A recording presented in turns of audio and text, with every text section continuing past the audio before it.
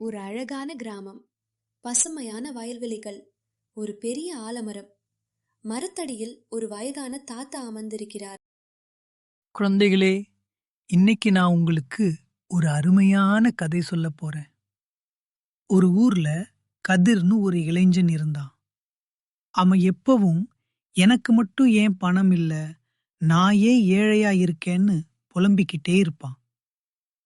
கதிர் கவலையோடு ஒரு ஆற்றங்கரையில் அமர்ந்திருக்கிறான். அப்போது அங்கு ஒரு ஞானி வருகிறார். சாமி, எனக்கு வாழவே பிடிக்கல.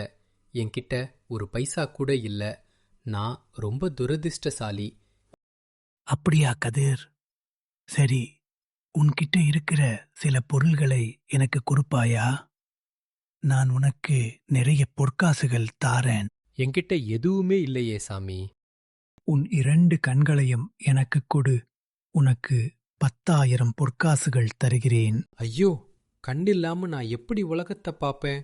முடியாது சாமி. சரி, உன் 2 கைகளையும் கொடு. 50,000 பொற்காசுகள் தருகிறேன். கைகள் இல்லாம நான் எப்படி சாப்பிடுவேன்? எப்படி வேலை செய்வேன்? அதுவும் முடியாது. பார்த்தாயா கதிர்?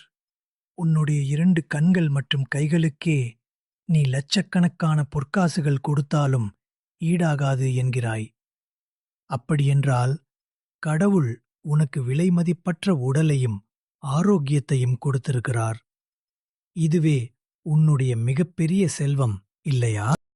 ஆமா சாமி, நான் இவ்வளவு நாள் பணத்தை மட்டும்தான் தேடினேன்.